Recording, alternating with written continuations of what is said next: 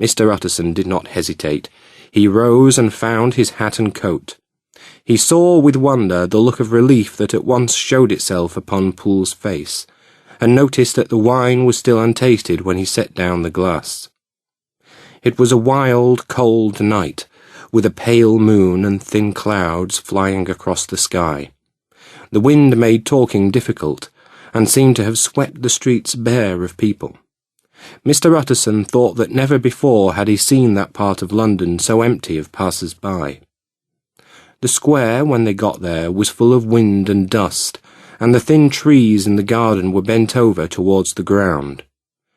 Poole stepped in the middle of the path. In spite of the biting weather, he took off his hat and wiped his face with a red handkerchief. His face was white and strained. "Well, sir," he said, "we're here, and God grant there be nothing wrong." He climbed the steps then, and knocked at the door in a guarded manner. Almost at once it was opened on the chain. "Is that you, Poole?" asked a frightened voice within. "It's all right," said Poole. "Open the door." The hall, when they entered it, was brightly lit. The fire was built high, and all the servants stood close around it, like a flock of frightened sheep.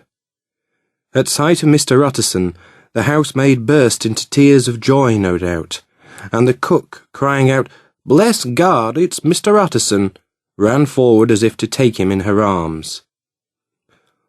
"What are you all doing here?" asked the lawyer angrily. "It will not please your master, you know."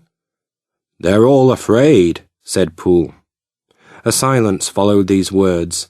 No one denied their fright. Only the maid lifted up her voice, weeping all the more.